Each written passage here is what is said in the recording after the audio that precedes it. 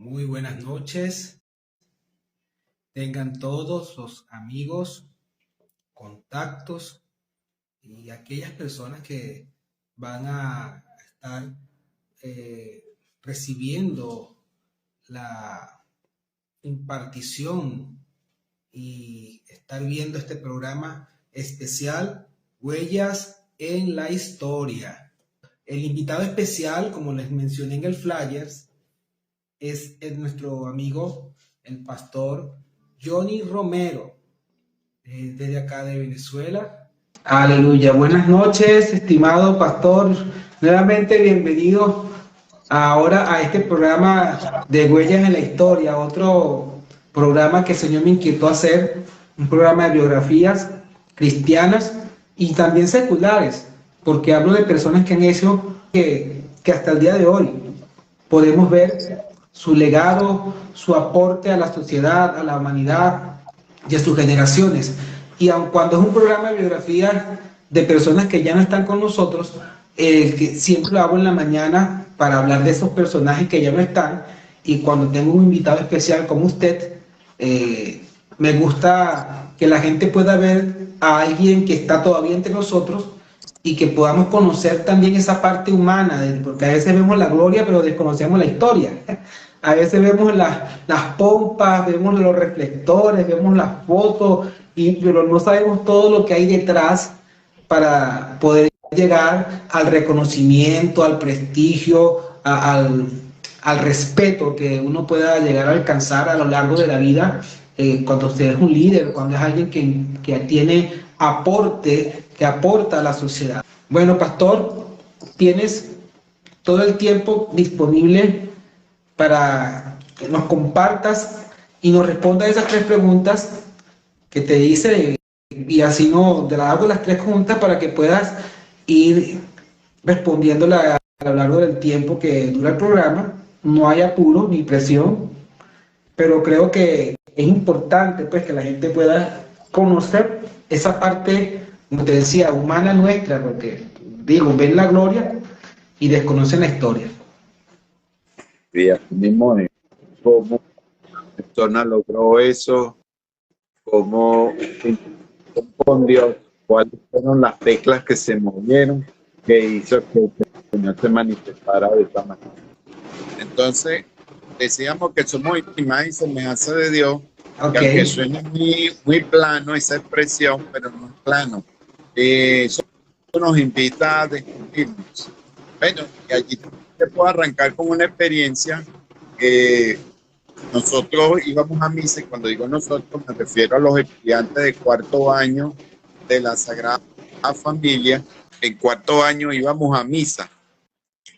En aquel entonces yo estaba en un colegio católico y en una de esas tantas oportunidades que me tocó ir, resulta que, para no hacer tan largo el cuento, recuerdo que el cura estaba dando su respectiva charla en la misa, le dio la comunión a la gente, y también resulta que en la charla yo hice una abstracción de pensamiento, diríamos una introspección.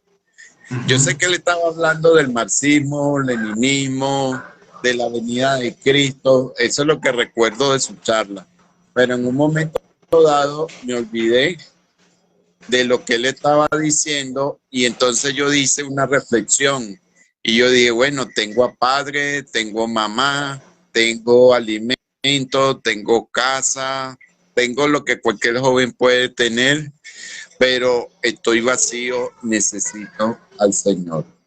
Estamos hablando que yo estaba en ese entonces, cuarto año, yo tenía aproximadamente entre 16 y 17 años. Fue la edad donde empezó ese gran descubrimiento de conocer al Señor.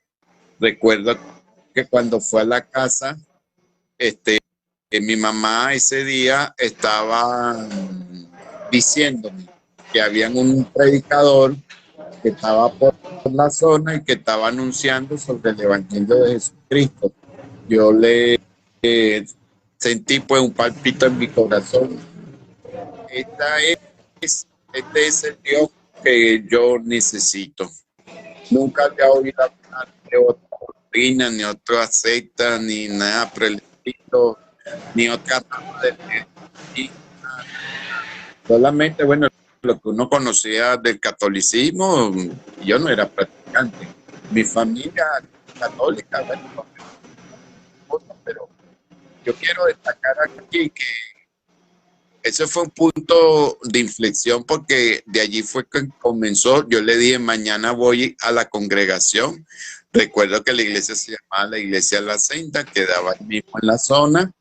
Y efectivamente fue al día siguiente, escuché la prédica, acepté a Cristo como Salvador personal. De verdad que en ese momento no hubo un grande objetivo de mi parte porque entendí el mensaje y como tal lo acepté sencillamente. Ahora, la pregunta es, ¿cuáles fueron los antecedentes que ayudaron a ese acontecimiento de fe para que yo a los 16, 17 años pudiera llegar? Retrocayendo en la historia, yo puedo decir que cuando pequeño yo había nacido completamente sano, un niño normal, pero por algunas circunstancias yo caminé tarde.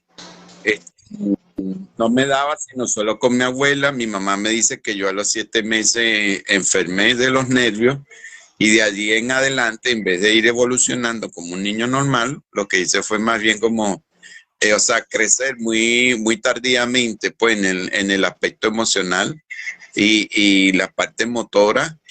Yo caminé a los 2 años y medio, pero ¿cómo fue esa? La pasaba, como dicen, en la cuna y me tenían era cargado y me daba era con mi abuela y con mi mamá, no con más nadie. Después Wow. de ese momento, cuando había más o menos, yo tenía como 2 años, mi abuela se llamaba María, mi mamá Isabel. Y había una amiga de mi abuela y de la familia que se llamaba también María. Ella conoció de una campaña que se estaba realizando en el Nuevo Circo de Caracas. Yo nací a 2 años, que eso fue en el 65. En el 65 estaban realizando una campaña. No sé de hoy quién era, si fue Gigi o si fue los hermanos Jiménez. No recuerdo, de verdad nunca supe quiénes fueron los que estaban allí, pero para ese tiempo, la amiga de la casa, mi mamá era una mujer muy joven, y pues sobre esa actividad, y recuerdo que mi mamá no estaba como muy motivada, muchacha al fin, no le paró mucho la cosa. Pero mi abuela sí dijo una palabra. Ella era católica, pero ella dijo, si tú no lo llevas, yo sí lo voy a llevar. Bueno, mi abuela agarró, me preparó y con la misma se fue con la amiga y me llevaron. Recuerdo que los ministros que estaban allí oraron por mí y por todos los demás enfermos. Bueno, como tú sabes cómo se hace siempre en las campañas. Sí. Por todos los enfermos. Y cuando llegué a la casa, yo empecé a mostrar mejoría y empecé a mostrar más evolución. Y a los 2 años y medio yo empecé a caminar. Y a pesar de, fíjate, la bendición del Señor, no fue algo, como dicen, instantáneo, todo de una vez, sino que fue progresivo en su manifestación. Mi abuela creyó, mi abuela era una mujer de fe, o sea, indistintamente que era católica, pero era una mujer de fe. Y el Señor le dio conforme a ese milagro. De hecho, esa experiencia hizo que mi mamá se transformara también con el paso del tiempo una mujer de fe. Cuando yo tenía 5 o 6 años, yo recuerdo que había un señor que siempre al frente de la escuela, en el Amparo, se llamaba así la escuela del Amparo, yo recuerdo que ese señor se ponía a jugar conmigo. Yo tenía como 5 o 6 años más o menos, 6 años para ser más exacto, y él me decía a mí, campeón, siempre. Y cuando venía a correr me decía campeón. Y esa palabra se me quedó en mi espíritu, de que yo Aleluya. campeón. Entonces, pero me inscribí en la primaria, o sea, para seguir mis estudios regulares, La directora del plantel, que era muy cercana a la familia y también estaba cerca geográficamente, ella conocía mi caso. Y ella, bueno, en un ataque de sinceridad, le dijo a mi mamá que a mí me habían inscrito en la escuela como por decirlo así, por condescendencia, como por hacer un favor, pero ella pensaba que yo no iba a rendir. Pero cuando empecé a meter en mi boleta la letra A, la letra A y B, que en ese entonces era de 16 hacia arriba, era 18, 19, esa era mi nota. Mi mamá, a mí cuando yo tenía más o menos en tercer año, fue que yo supe pasó el tiempo y fue yo como haciendo una obra. Gracias a Dios, bueno, fue un alumno excelente y así pasó mi bachillerato, también eximí muchas materias, en tercer año toda la materia menos una, me recuerdo que castellano, pero todas las una de las Marías, que te quedó una de las Marías, una de las famosas Marías. No, al contrario, física, química y matemáticas. Pero está bien. Esa era una Josefina entonces. No, castellano, no sé. Claro, allá hay un cuento, pero no quiero distraer.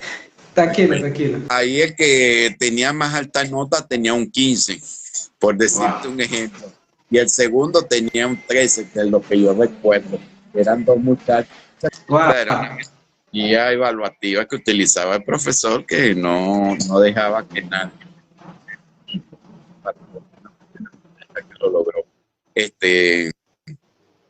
Como dije, su máxima nota fue 15.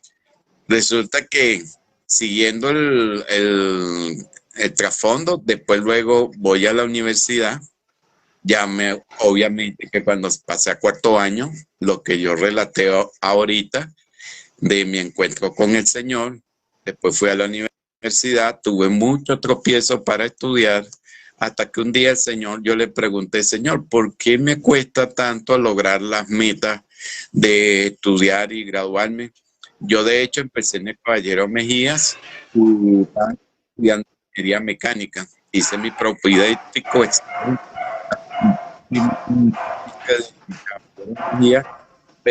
Recuerdo que en ese momento yo, cuando estaba viendo química, era como que me hubieran pasado un borrador en la cabeza porque no me acordaba, pero ni siquiera la fórmula del sodio, pues ni siquiera eso. Eso de modo literal, o sea, eso fue una cosa tremenda. Y eso en parte me decepcionó. No supe por qué ese bloqueo con esa materia. De hecho, que yo en un bachillerato la había eximido en tercero y cuarto año. En quinto la había pasado, si no recuerdo mal, con 15. O sea, que mal no me fue. Pero en ese momento se manifestó eso y entonces paré de verdad los estudios, me sentí como un poquito decepcionado y paré los estudios y fue a hacer cursos. Gracias a Dios me fue bien en muchos los cursos, pero un día yo quise retomar mis estudios y le pregunté al Señor eso, ¿por qué yo no puedo seguir estudiando y lograr mi formación profesional como he debido, como debe ser? Pues? Y el Señor un día me ministró y me dijo, recuerda que iba por la esquina Marrón a Cubí hacia Seguro Caracas, iba saliendo del metro y iba hacia esa dirección y resulta que el Señor me ministra clarito en la ciencia del Espíritu y me dijo, ¿te acuerdas cuando tú decías que tú salías de bachiller y no ibas a ser universitario? Tú lo dijiste muchas veces, tú lo marcaste la palabra. Y una segunda, porque no hay mucha hechicería a tu alrededor, tú tienes ese problema allí. Yo le pedí al Señor por mi confesión y entonces le dije sobre la hechicería. Bueno, eso no me preocupa tanto porque eso se va a caer. Yo cambio mi actitud y mi confesión. Bueno, y efectivamente, entonces, en trámite para estudiar en Caracas y luego realmente vine completando mis estudios en Margarita. Ahí sí estudié técnico superior, bancaria y financiera, me gradué con honores, summa cum laude, para no hacer más largo el cuento, luego hice mi licenciatura. Y entonces, yo lo que quiero destacar de toda esta trayectoria, de todo este recorrido, uno, que hay una fe generacional, es decir, que justamente la denominación religiosa, mi abuela marcó un precedente de fe en mi caso, y Dios honró eso. Por medio de eso se manifestó la sanidad. El caso de mi mamá, que al principio era una persona cuya juventud pues no le permitía ver más allá, pero que luego a raíz de mi cambio y muchas cosas que sucedieron, ella empezó a manifestar y a ejercer fe. No te estoy diciendo que se convirtieron exactamente en evangélicas, no, no. Lo que estoy diciendo es que empezaron a utilizar los elementos de fe hasta donde ella conocía. Y bueno, que yo creo que la fe es un principio universal. En Así eso es. Jesús dijo, cualquiera que dijere a este monte, y ya la palabra cualquiera Es corazón, es corazón. O sea, no es es intelecto. corazón. Ya después, bueno, Dios terminará haciendo los ajustes en sus respectivas oportunidades. Bueno, mi mamá que ya partió, ahí ya murió con el Señor, aceptó a Cristo, después de muchos años, ella logró vivir 70 años. Y bueno, a pesar de que tuvo mucho camino, un poquito extraviadita también en lo espiritual, pero el Señor la logró rescatar. Igual, ¿ves? Entonces, como dice la Biblia, pues el que empezó la obra en nosotros, la terminará. Por lo menos en ellos se inició. Eso es una bendición que yo me llevo en mi grato recuerdo de todas las cosas que han sucedido.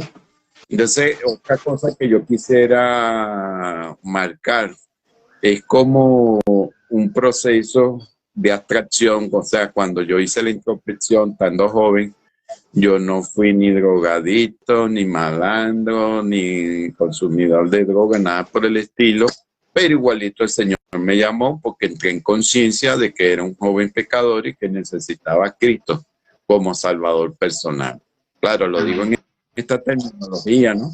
En aquel entonces quizá no lo expresé con esa misma terminología, pero en el fondo era eso, porque eso era el mensaje que se predicaba en las congregaciones, de la cual la Iglesia Hacienda no era la excepción, que un movimiento dominicano estaba aquí en Venezuela, y bueno, gracias al Señor fue el inicio, ¿no?, donde yo comencé. En cuanto a los estudios que saqué, esa reflexión, esa experiencia, mejor dicho, yo allí rescato de cómo las palabras nuestras, como dice la Biblia, cada quien comerá del fruto de sus labios. Yo decía no iba a ser universitario y claro, eso me tenía enredado a mí en el mundo espiritual y pasó unos años para yo poder activarme en los estudios nuevamente y así culminar y lograr mi carrera, tanto a nivel TCU como a nivel de licenciado y actualmente como a nivel de especialista. Entonces, eso pues yo, todo que me esté escuchando, que sienta alguna traba en su vida, ya sea en área de profesional o en área afectiva o en cualquier área de su vida, yo lo primero que le invito de verdad, que le pregunte al Señor, Señor, ¿qué me está impidiendo? Y no le tenga miedo a que la ciencia del Espíritu le traiga memoria qué confesión, o sea, qué declaración ha hecho que le perturbe su ejercicio en cualquiera de esas áreas. Hay personas que no se casan porque de repente han visto como que para qué, por lo menos si son mujeres, para qué los hombres que con ellas se bastan solas, y cuál es el hombre, ¿no? Para qué la mujer. Cualquier miles de confesiones que la gente hace y se ata a su propia vida, produciendo pues una incomodidad y una atadura en el mundo espiritual. Entonces, allí yo le recomiendo que ese es su primer paso. Segundo paso, bueno, en lo que ya Dios le revele cuál es la raíz de la situación, arrepentirse y cambiar de actitud y ponerse a hacer lo que hay que hacer. Así como yo me arrepentí pues sobre la confesión que había hecho, yo inmediatamente busqué activar en mi estudio. Entonces, así cada quien yo le recomiendo que haga eso. Porque muchas veces están pensando que si los demás, que si los hechicerías, que si esto, que si... No, no, y es uno mismo que a veces por mala programación en lo espiritual y mental, uno mismo dice cosas, eso los psicólogos le llaman autosaboteo, eso le dicen así, la persona misma se sabotea y se utiliza ese mismo término. Entonces, es tremendo porque es una ley espiritual, la confesión. Así es. Y esa puede ser. Tal es el pensamiento, decía Salomón, tal es el pensamiento del hombre, así se conduce, así es él. Tal es el pensamiento del hombre, así se conduce, así se expresa. Bueno. De la abundancia del corazón habla la boca, y hay varias personas conectadas. Yoneida Campo, la doctora Yoneida Campo, está conectada Viviana, de las que no he nombrado, perdóname.